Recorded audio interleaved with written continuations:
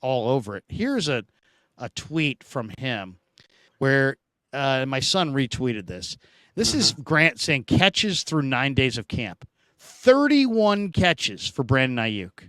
That's a huge number. But some of these other numbers also jump out. Ray McLeod's got 12 catches. Ray had 14, my son pointed out, all of last year. He's got 12 in camp so far. Wow. Jordan Mason has 10 receptions. He had 0 receptions all of last year. They're throwing the ball to the backs a lot. That's why I'm saying some of these completion percentages are a little, I don't want to say they're inflated, but they're throwing it to the backs an awful lot. And I don't know if that's a new focus or not. Braden Willis has 6 catches, the most receptions of any tight end. Look at Latu. Latu's got 3 catches. So, and then you're seeing other guys up here on the list. Ronnie Bell's got 6 catches. Yeah. Danny Gray's got 9 catches. Danny Gray's been really, really good. Yeah. To me, it's just interesting that if you say what's the main difference between the Niners last year and this year, it's the depth of the weapons. Quarterback, there's more guys. Running back, there's more guys. Tight end, wide receiver. The guys who handle the football, they used to be like, man, you better not lose Kittle. Well, you still are in that mode, but at least you got Latu and Willis now. And better not lose CMC. But now look, you got a whole can full of backs. And you better not lose Brock. But now you got other quarterbacks that can play. I mean, they have at least the guys who handle the ball. They got some thin spots at offensive tackle, defensive end we've already talked about. But the weapons, Rye, they've got good depth of weapons. It makes me feel really encouraged by what they could potentially do this year. Yeah, I'm excited about it. Actually, it's one of the positions that I'm very curious about is who makes, especially at the wide receiver spot, also running back. I'm wondering how confident they are going into the season with Mitchell with his injury history and trying to put Laban on the practice squad, or if that's one trade that I think it's a possibility. I could see them trying to trade Elijah Mitchell because of how good Laban is, but more importantly, just because of how injured Elijah Mitchell always seems to be, unfortunately.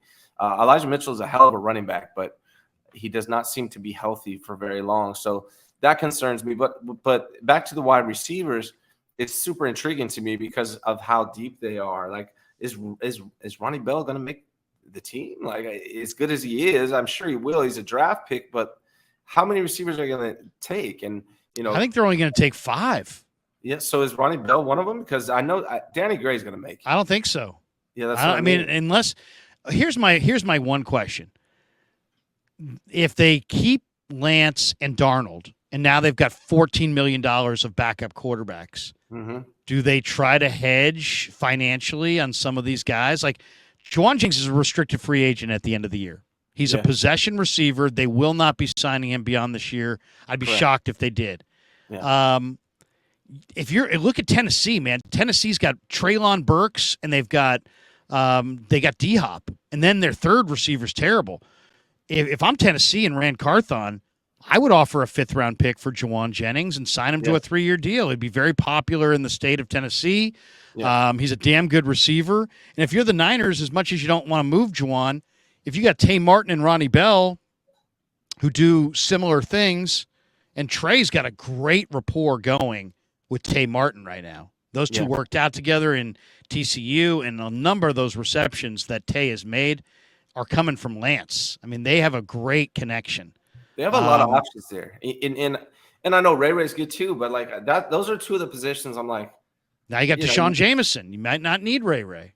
Right. And, you think that Ray and Juwan Jennings are locks, but are they really? Because like you said, they have Deshaun Jameson, who's a return man. Danny Gray can be a return man. And then, Ray and JJ are both probably going to be gone after this year, both of them. And then you got guys like veterans like Willie Snead, Chris Conley, who could probably play those roles if they wanted to go that direction. But it seems like are they really going to try to put Bell on the practice squad? And will he clear waivers if they do? I don't know. He may not. I mean, though he doesn't have the kind of profile that makes people go, yeah, because he's not necessarily big or fast. But when I read that his dad was a college football coach, I was like, wow. Then I read a little deeper, and I saw that his dad's a college football wide receiver coach. And then I'm like, wait a second. And that's why this kid looks like this, because his dad's basically a coach that coaches his position. I mean, imagine if you were a pro quarterback coach or a college quarterback coach, and your kid was a quarterback. Every day at the dinner table, you could just talk over practice. You could help them with nuances.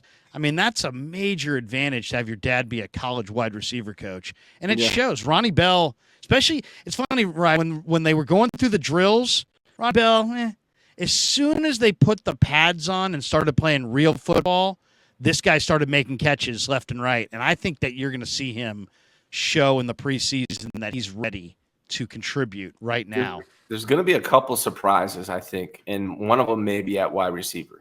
They get cut. Yeah.